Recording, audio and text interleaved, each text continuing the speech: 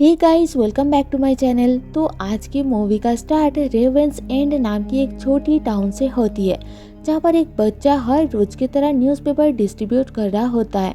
उस टाउन में एक मॉर्चुअरी यानी मुर्दा घर है और वहाँ भी वो बच्चा न्यूज़पेपर देने जाता है, लेकिन देखता है कि कुछ दिनों से किसी ने मॉर्चुअरी के बाहर उसका रखा न्यूज़पेपर नहीं उठाया।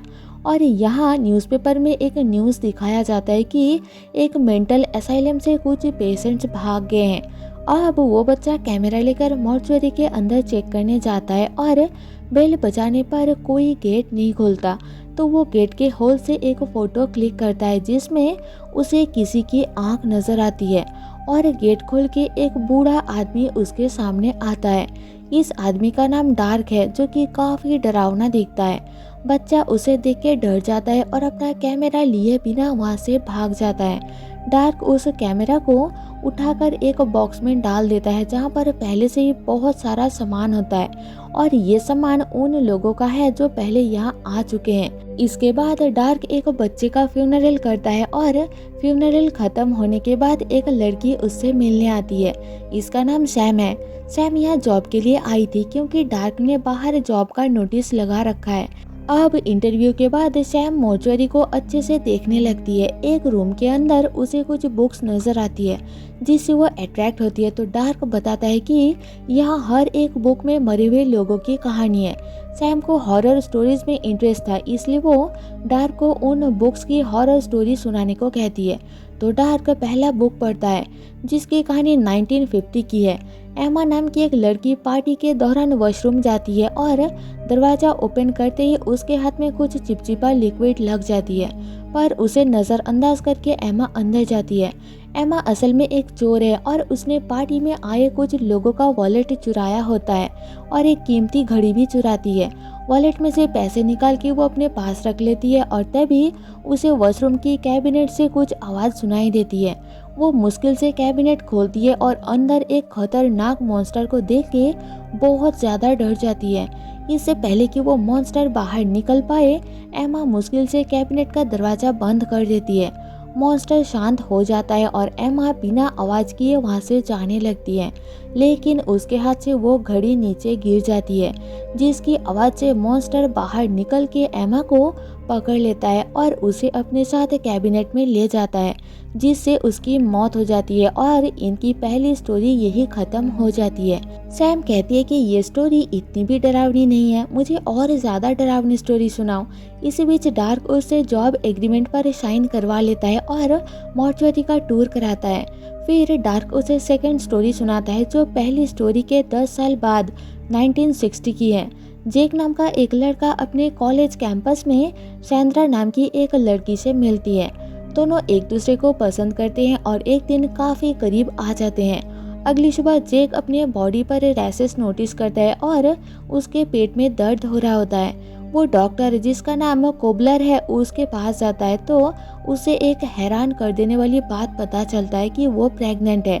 घर वापस आते ही उसका पेट बड़ा होने लगता है। इस बारे में वो अपने दोस्त को भी बताता है और सैंड्रा के घर जाता है। उसका डिलीवरी का टाइम आ जाता है, इसलिए सैंड्रा के पेरेंट्स उसे एक टेबल पर लिटा देते हैं। इस दौरान सैंड्रा फोन पर किसी दूसरे पर्सन को बताती है कि मैं अभी फ्री हूँ और जेक को छोड़ के उस न्यू लड़के के साथ डेट पर चली जाती है। तभी जेक का पेट फट जाता है, जिससे उसकी मौत हो जाती है और एक मॉन्स्टर बेबी बाहर निकलता है। सैंड्रा की माँ उस बेबी को ऊपर ले जाकर एक रूम के अंदर रख देती है, जहाँ पर पहले से ही काफ़ी सारे मॉन्स्टर बेबीज होते हैं। सैम को ये स्टोरी पसंद आती है क्योंकि ये काफ़ी डरावनी थी। इसके बाद डार्क सैम को बेसमेंट में ले जाता है और एक औरत की डेड बॉडी दिखाकर उसी का स्टोरी बताती है, जो सेकेंड स्टोरी के 10 साल बाद 1970 की है। एक कपल ओविन और कैरोल शादी करके खुशहाल जिंदगी बिता रहे थे, लेकिन कुछ दिन बाद कैरोल की दिमागी हालत खराब हो गई। ओविन उससे बहुत प्यार करता था, उसका बहुत अच्छे से ख्याल रखा, ट्रीटमेंट कराया, लेकिन फिर भी कैरोल की हेल्थ में कोई सुधार नहीं आई। वो बिल्कुल मूव करना बंद कर देती है और उसका ख्याल रखते हुए ओविन को भी डिप्रेशन और फिनेंशियल इशू होती है। इसलिए कैरोल को ऐसी दर्द भरी जिंदगी से आज़ाद करने के लिए ओवेन डॉक्टर का सजेशन लेकर कैरोल के खाने में बहुत सारी नींद की गोलियां मिला के उसे खिला देता है। और ये डॉक्टर वही है जिसे सेकेंड स्टोरी यानी जेक की स्टोरी में दिखाया गया था। खैर, अब दवा खिलाने के बाद कैरोल अचानक से मूव करती है और ओवेन का हाथ पकड़ लेती है। ये देख के ओवेन उसे जबरदस्ती उल्टी करवाता है ताकि दवाई उसके पेट से निकल जाए और उसकी जान बच जाए। लेकिन इस दौरान कैरोल का सिर टेबल पर गिर जाती है और सामने पड़ा एक स्टैचू जिसे लास्ट मोमेंट पर ओवेन ने उसे गिफ्ट किया था, वो उसके सिर में घुस जाता है, जिससे उसकी मौत हो जाती है। ओवेन जल्दी डॉक्टर कुबलर को फोन करके सारी स्टोरी बताता है तो डॉक्टर उसे कैरोल की बॉडी को ठिकाने लगाने को कहता है, क्योंकि अब ये ओवरडोज से मर्डर केस बन गया था। ओवेन जल्दी डेड बॉडी को एक बॉक्स में डालने की कोशिश करता है, पर बॉडी बड़ी होने के कारण वो कैरोल के पैर काट के उसे बॉक्स में डाल देता है। पर जैसे ही वो बॉक्स को ठिकाने लगाने लिफ्ट से नीचे ले जाने लगता है, लिफ्ट रास्ते में रुक जाती है और उस बॉक्स में से खून निकलने लगती है, जिसे देखकर ओवेन बहुत ज़्यादा घबरा जाता है और वहां से बाहर निकलने के लिए लिफ्ट के डोर्स को ओपन करने की कोशिश करता है। तभी वहां पर उसकी नेवर आ जाती है और उसे लिफ्ट से बाहर निकालने के लिए पुलिस को फ़ोन कर देती है। लेकिन तभी लिफ्ट नीचे की तरफ चलने लगती है।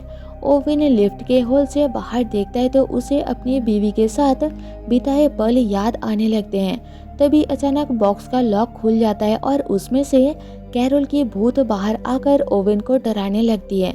ओवेन बहुत ज़्यादा घबरा जाता है, पर फिर हमें समझ आता है कि ये सब ओवेन डिप्रेशन के कारण हेलुसिनेट कर रहा था।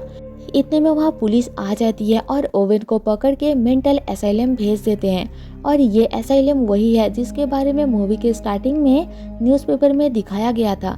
सैम को ये स्टोरी भी बहुत अच्छी लगती है और वो डाक को बताती है कि उसके सारे स्टोरीज बहुत अच्छे हैं, जो सबको मोरल देती है कि जो जैसा कर्म करता है उसे वैसा ही फल मिलता है। इसके बाद डार्क सैम को सब बेसमेंट ले जाता है जहाँ बॉडीज को जलाया जाता है।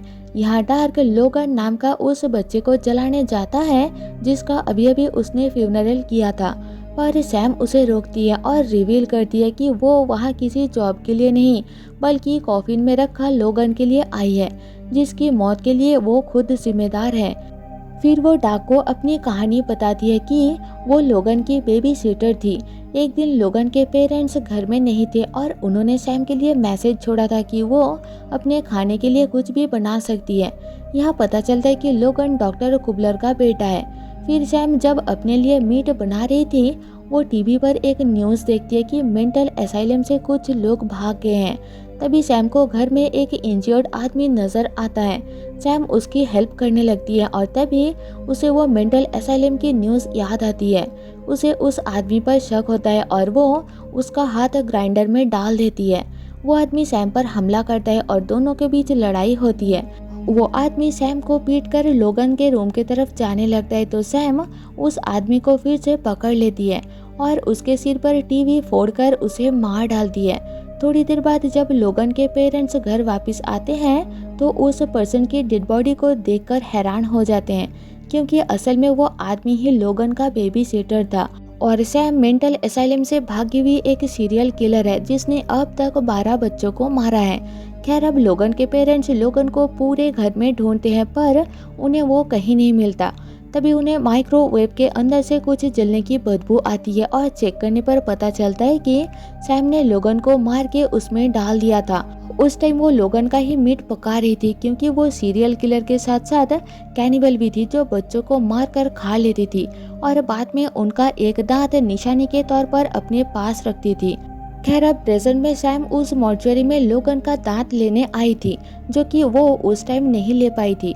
फिर सैम लोगन का एक दांत निकाल के उसकी डेड बॉडी को जला देती है और जाने से पहले डार्क को चाकू से स्टैब कर देती है।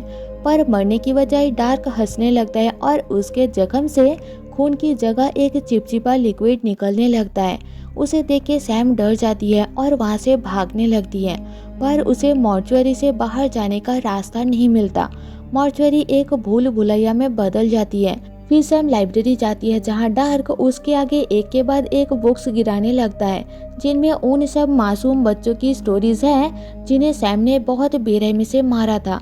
उन बुक्स में से उन सब बच्चों की सोल बाहर आती है और सैम को खाने लगती है, जिससे उसकी मौत हो जाती है। इसके बाद डार्क सैम की बॉडी में वही चिपचिपा लिक्विड डाल के उसकी बॉडी को स्टिच करके मॉर्चुअरी से बाहर आ जाता है।